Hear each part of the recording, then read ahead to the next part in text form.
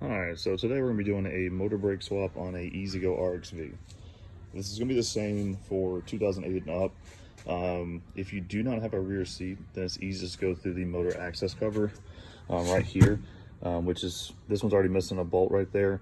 So I'm just going to take out the one right there. Now if you have the rear seat and you don't want to squeeze through, then you can take off the wheel on the driver's side. Now that is going to give you access to get to the bolts through that wheel well. You can't go through the passenger, it's not on that side, so let's get it jacked up.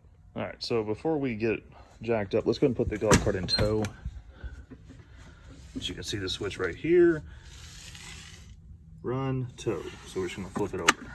Now we're good to work on the golf cart. You can totally do this before you unplug the motor brake. So this is where I put my jack, right where the suspension is. There's a little plate right there.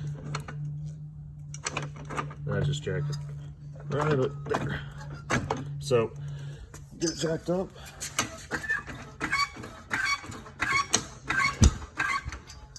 All right, rear tire's off the ground. I've already taken out the bolts, so yours should have two bolts, one there, one there. Lift it from the bottom, and it comes right off. All right, so your motor brake is right here. Follow this wire. So your motor brake's right here. So you just unplug your wire, and then you use a 10mm to get the 3 bolts.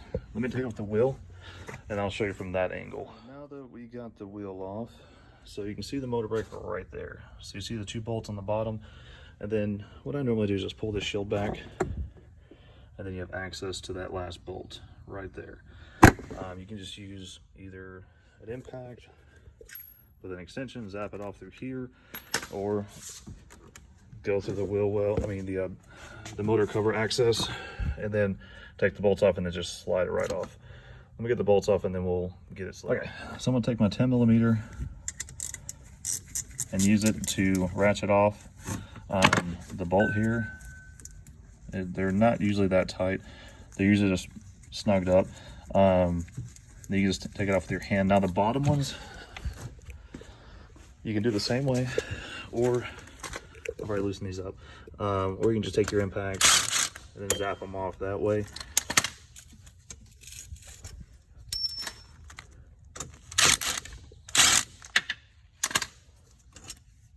So that's off, and then I can zap that last one off by pulling back that shield, or just continue to take it off this way, which I'll just do it this way.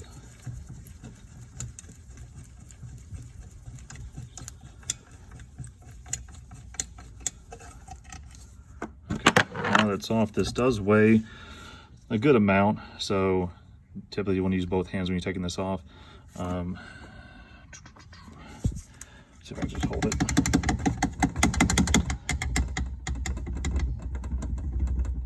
These can get a little snug, so if you're going through the wheel well, then you can easily get both hands from the top and bottom on it. Where I'm trying to hold my camera and show you how to take this off at the same time, it's not as easy. Got her out. So as you can see, there's actually a way it goes on. So we're gonna get the new one.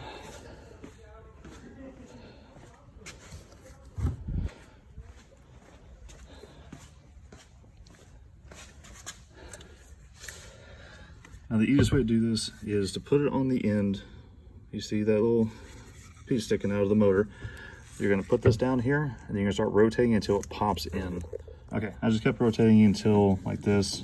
Just kept moving it around with that piece sticking off the end of the motor until the motor brake slid on. Now I'm gonna take the hardware. You want your plug facing upward. Take your hardware, rotate the motor until it pops in. Now it's popped in. I'm just gonna hand thread it.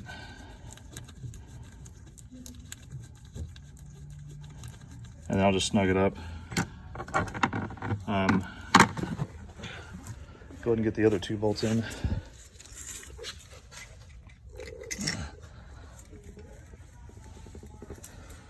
Now, these typically come with lock washers.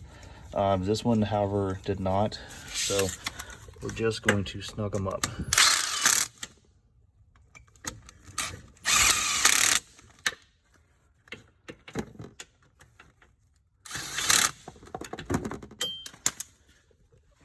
want to take my 10mm and just double check them.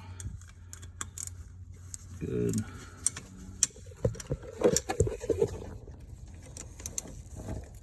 Good.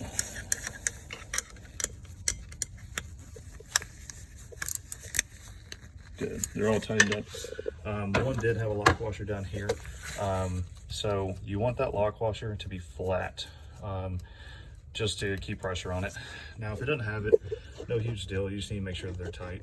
Now that it's in, I'm gonna take our factory wiring harness and plug her in. Now, you just need to turn her on and drive it.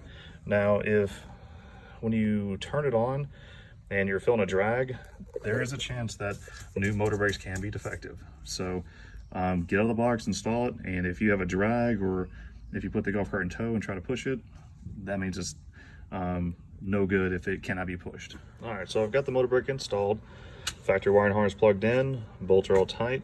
Now, since the golf cart is still in tow, meaning that the brake will release if we turn the key to neutral. So what I mean by drag is when you turn this on,